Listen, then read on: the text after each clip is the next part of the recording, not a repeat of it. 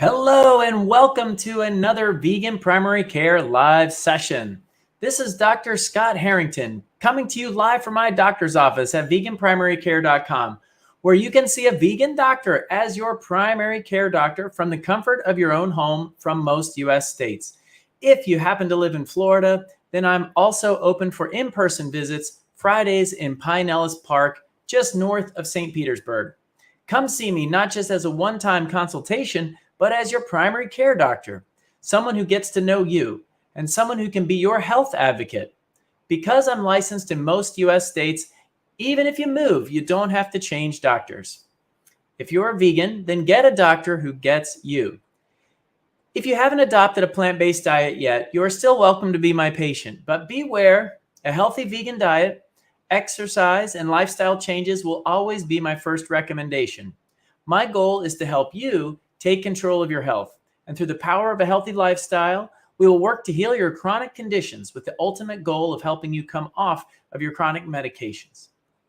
For my patients who cut out animal products altogether, you will not only be helping yourself feel better, but you will also do your part to stop animal suffering and to decrease your impact on the environment.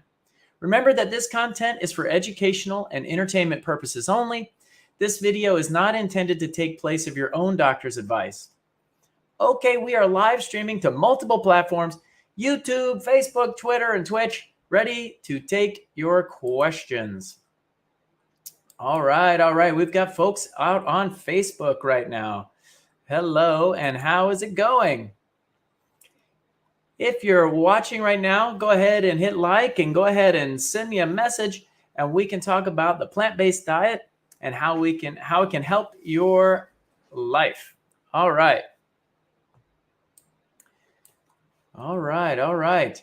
So there was something that has come up kind of recently that I kind of wanted to clarify.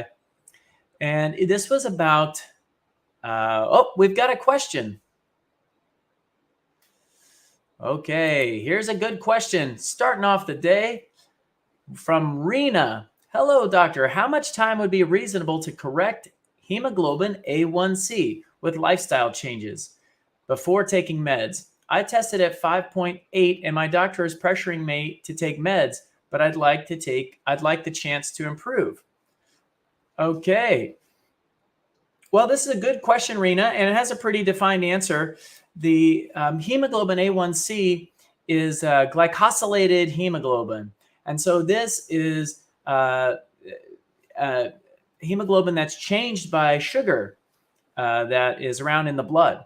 And so because of the red blood cell gets changed out every 90 days from the spleen, that this is a good sort of predictor for the 90-day average of your blood sugar. So you can get hemoglobin A1C drawn every 90 days, and that is a typical time in between labs. So 5.7 is considered pre-diabetes, and 6.5 hemoglobin A1C is considered the diabetic level. So certainly in pre-diabetes, it's not sort of as urgent to take medication as is in diabetes, but certainly you want to be very aggressive with your diet. Moderation kills. You don't want to just have moderate diabetes. You want to try to get as good as you can. And this is mainly through weight loss.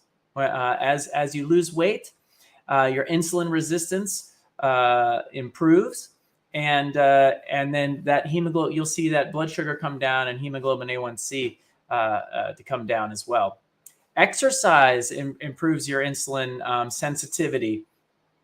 And when you exercise, the glycogen has been used up a little bit in the muscles. The sugar stores glycogen has been used up. And then so all throughout the day, your muscles are being replenished with the sugar to restore your glycogen stores.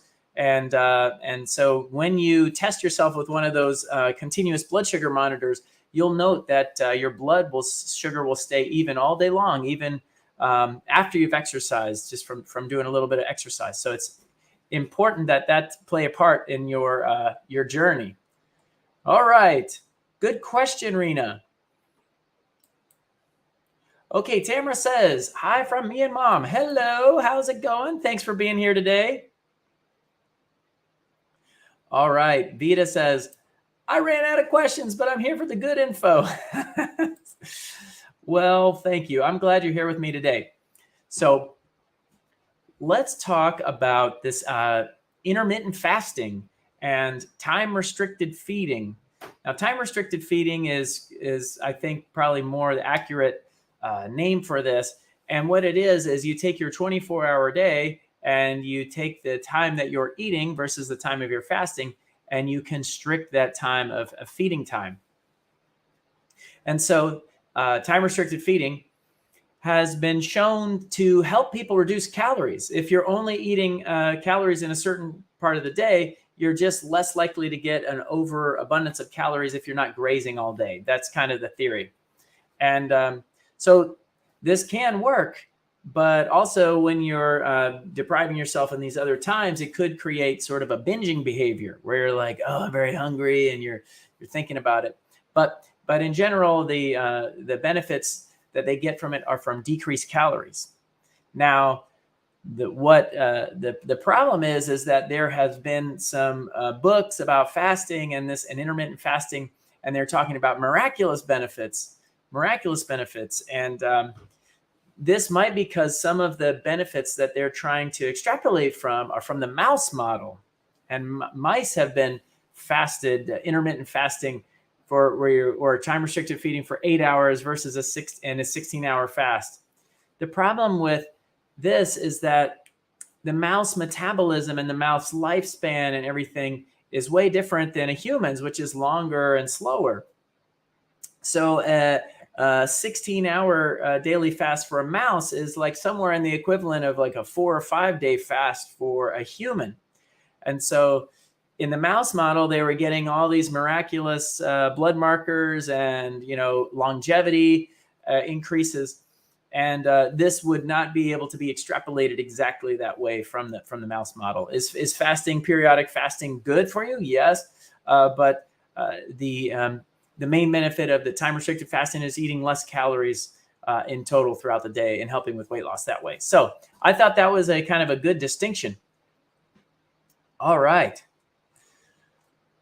So let's see. What are some other things we can pull up today? I just went to a Vegfest in St. Pete on Saturday and a Vegfest in Ocala on Sunday. So I've been out there talking with folks. Okay, let's go over one of my favorite slides. Let's try to share my screen here. I'm going to try to do this. Change this layout. I'm going to share my screen. Share screen.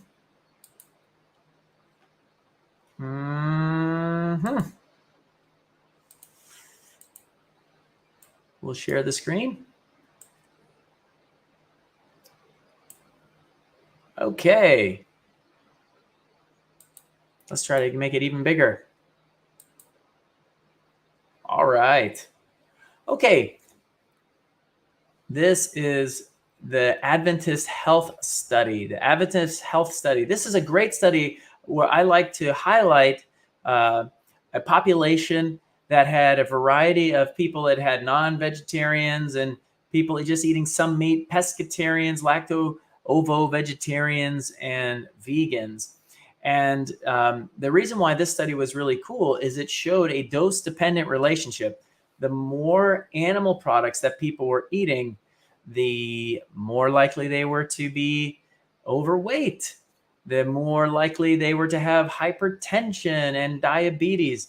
And so this is very, very, when you see sort of this relationship like this, that this is, it's highly influential, and it kind of makes common sense as well. And so, this is a powerful study.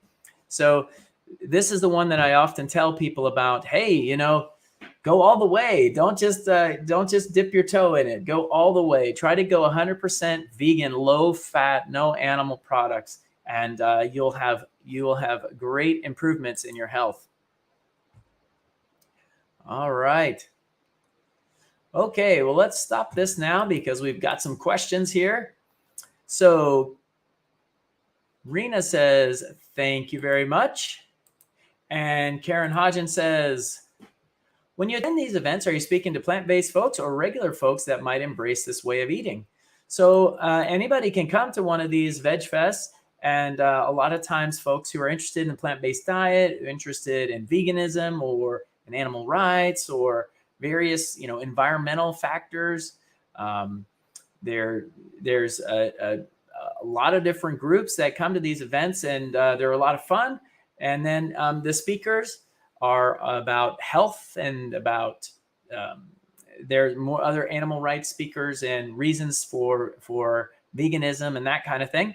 And so yeah, you have folks from all over. So I spoke with people who had not adopted a plant-based diet yet, some people who had, and it's all over the board.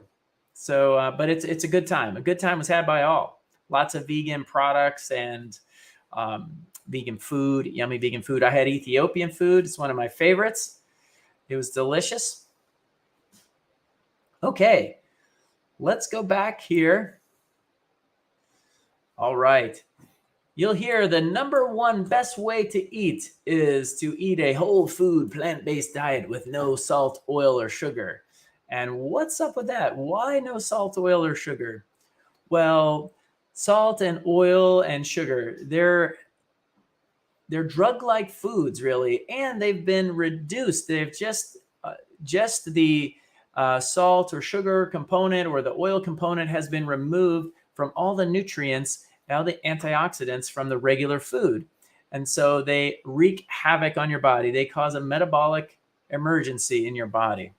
And another thing that they do is that they are flavor enhancers, and it can take normal food like what you're seeing here, the normal, luscious, delicious fruit, and it can make it almost not as pleasant, not as enjoyable, so where you just don't enjoy the natural flavors and the strength of the flavors as you would compared to natural food. So it's very important. The more salt and that you eat, almost the other food doesn't taste as good. So being very sparing with salt and paring down allows you to enjoy these more simple pleasures. All right. You can even take that to a little bit to heart in other ways. To make the meal even more enjoyable, eat your powerful flavors in succession. So start with the most simple and more bland flavor, and then you work up through the taste spectrum, similar almost to a wine tasting. Now, I'm not recommending drinking wine, but or other alcohol, but what we're talking about here is, especially with kids, if you give kids something that's very rich and tasty on the first part of the meal, then if you give them vegetables at the end, or they wait to the end to eat their vegetables, they're going to taste relatively less palatable. So, oof, right? Okay, so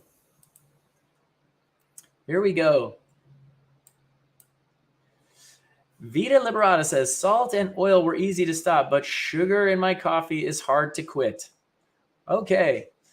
Well, certainly, I mean, Vita, there's relative amounts. It's good just to know that salt, oil, and sugar are kind of some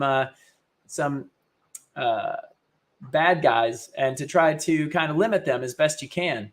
And so 1 teaspoon, I think, of sugar is something like 15 calories. So maybe a little tiny bit of sugar in your coffee is not probably not the culprit that's really leading to your, if you happen to have bad health or bad health outcomes. So that's sort of a minor sin, I guess you could say.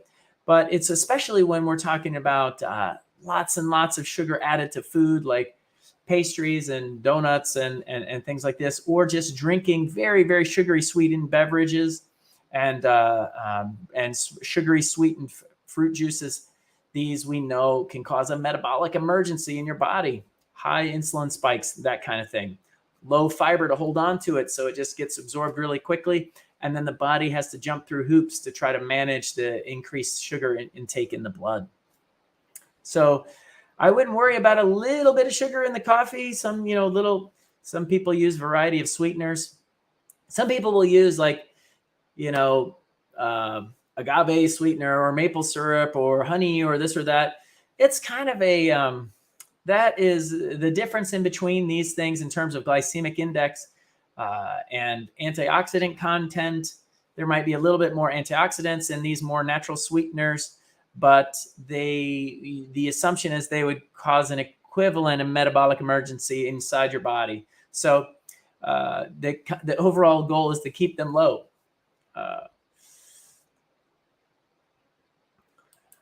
Okay, is stevia okay? Well, stevia doesn't have a ton of negative press, but a lot of the sweetener substitutes, things like Sweet and Low and stuff like that, have had a lot of negative press, associations with headaches and aspartame, problems with mental fog. Lots of you hear in the press, and you hear about a lot of this. So at one point we were concerned that these sweeteners, these artificial sweeteners, that the body will still metabolically assume that they're dealing with sugar, and say they might still spike insulin and this kind of thing. And I haven't seen the science on that. I've heard reports about this. But there are things like eating a hamburger and fries and drinking a Diet Coke and that sort of thing versus drinking a regular Coke. The difference in that kind of thing is marginal. So I'll try to find out more information on stevia to see if I have if there's any pure evil harms from stevia. But as far as I know, there's not. Okay. Susan Graham says, good afternoon. I keep forgetting to allow the 1 hour time difference between Florida and Illinois. Oh no. All right. Good point. Yep. I'm here in the East Coast. I should definitely put that out there. Eastern Standard Time. Okay. Well, let's go through. Let's see if we can do this.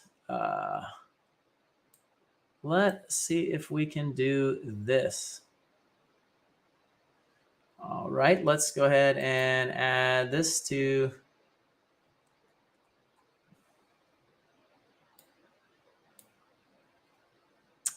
Oh, we've got something. All right. Shauna Von Eschen says, hello. Hi.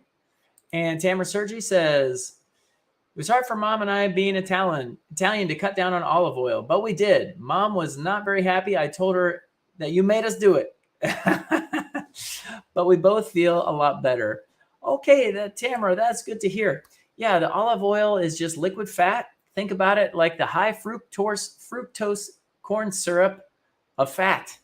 We're all scared of this high fructose corn syrup, a sugar that has been stripped out of the corn, and it's so far from the natural state that it causes problems for us. Same thing with the oils. Same thing.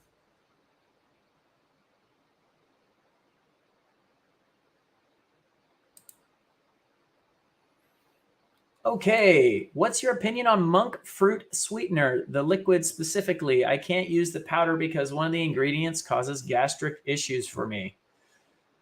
So yes, I guess I don't have a huge opinion about the artificial sweeteners and different. I mean, these are not too artificial. Monk fruit. In general, I try to avoid adding a bunch of additional added sweeteners to my diet. And for one of the same things that we talked about before, how if you're getting used to eating these very concentrated sweetened things, then it makes it harder for you to appreciate the natural food. So I guess I'm kind of sidestepping this. I guess the question is, monk fruit or stevia, or these more natural sweeteners, are they, evil for other problems? Do they cause cancer and these kind of things? And I think the answer so far that I know is no. But in general, I don't recommend a bunch of artificial meat and cheeses, because they have, high saturated fat like animal products and stuff. They don't cause IGF-1. They don't raise that like the animal protein does, but they're still kind of rich in calories and kind of bad for you in general.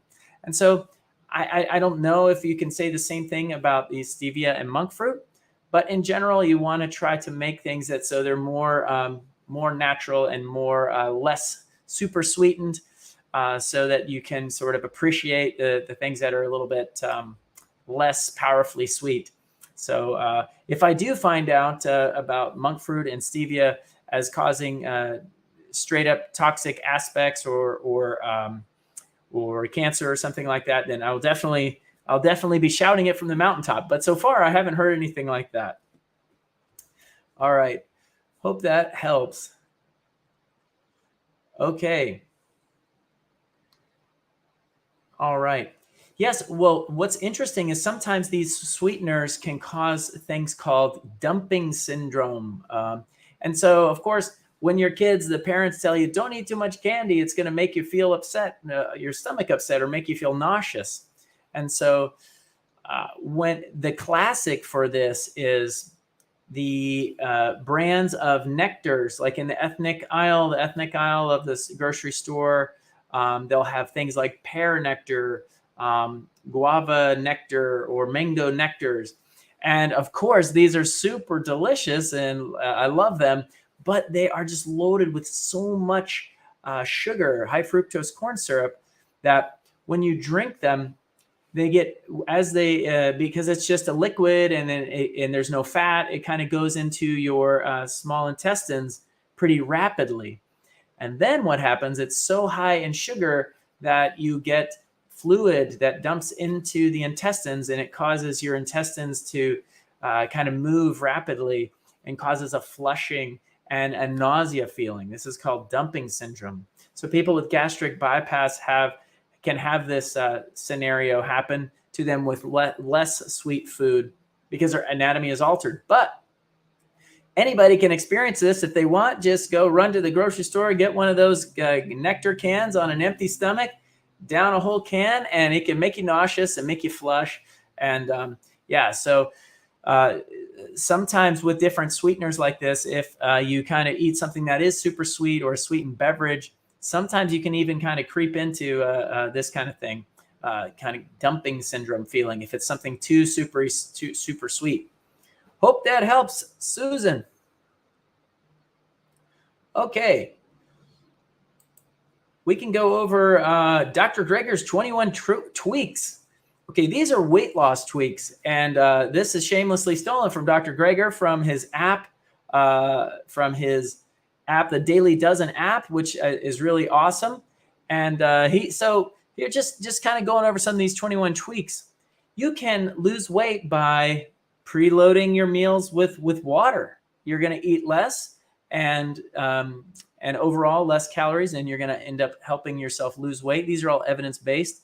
You can do negative calorie preloads. This is where you eat a salad or an apple. And so what happens here is, because you're bulking up your stomach with low calorie density food, that you will feel a propensity to eat less in the meal. And so they're actually kind of like a negative calorie because it bulks you up so much that you eat less. Vinegar, it works for several ways, but one of the ways is it causes your body to burn fat or to burn calories through something called brown fat. And so vinegar can help. When studied, they've proven that incorporating vinegar into your meals can help to lose weight. Now, undistracted meals. This is where, when they study people at the movies, where they give them a bunch of food, they'll just eat till the food is gone, like your popcorn. And so when you're distracted, you're missing out on sort of the fullness cues. All right. All right. Tamara Sergi says, does vinegar cause inflammation? So I have not heard a lot of negative press about vinegar. Does vinegar cause inflammation? I have not heard a lot of negative press about vinegar and apple cider vinegar. But if you find some, send it to me. So I'm not going to spread some misinformation. Okay. I'm the 20-minute rule. I'm sort of, this here is a variety of different food supplements: black cumin or black seed, garlic powder, ginger, cayenne, nutritional yeast, and cumin. These various spices have been studied in a variety of ways, but they've all shown of having effects on the weight loss effects. And so in his app, you can click the little button here, this little button to go over sort of the evidence of each one. Deflour your diet. Deflowering your diet. Now, so what's going on here is you're trying to eat up the whole grain hierarchy. Eat up at the top of the whole grain hierarchy where your grains are intact, the carbs are locked in the fiber, and it stays with you longer, and you don't get a sugar spike as badly when you're eating flour, which is really processed. And so eating actual things like barley or brown rice or quinoa, they're intact, corn even, an intact whole grain, that you're going to have a slow burn. It's going to make you feel more satisfied for longer, and overall it helps you lose weight. Front-loading calories. With front-loading in calories, this is where you're metabolically burn more when you eat calories earlier than in the day. If you're eating calories at night, you tend to hold on to those calories a little more than you would in the morning. So this is using your circadian rhythms to your benefit and eating your biggest meals kind of in the midday, and as it starts to taper off towards darkness, to eat very light in the evening. Okay, time-restricted eating. We talked about this already. Exercise timing. I think what's happening there is that if you're exercising in a fasted state, you're going to burn fat more. Okay. So he's got some other things here. Weighing yourself twice daily. So this is sort of an outcome goal, and I don't like this necessarily. This goes back and forth with people who do well with weighing and causing concerns. So I recommend people get in a rhythm, maybe once a day or once a week, whatever it is that you document it. This is complete intentions. I believe this is kind of goal setting behavior. Fasting after 7 is, not eating after dark, making sure you're getting sleep. And then Trendelenburg, this is shifting your bed so that you're angled at night. And I have to read the evidence on this. I would be a little annoyed sleeping kind of in this way. So I have to learn more about that. But those are some of Dr. Greger's 21 tweaks. They're always interesting to think about. So we are coming to the end. If you have any questions, put it in, but I think we are going to have to wrap it up. Thank you again for being here with me for another session of Vegan Primary Care Live. And if you want to reach out to me, and if you need to get a question answered, a burning question, always you can put it in the DMs or reach out to veganprimarycare.com, and we can get you taken care of. Stay vegan.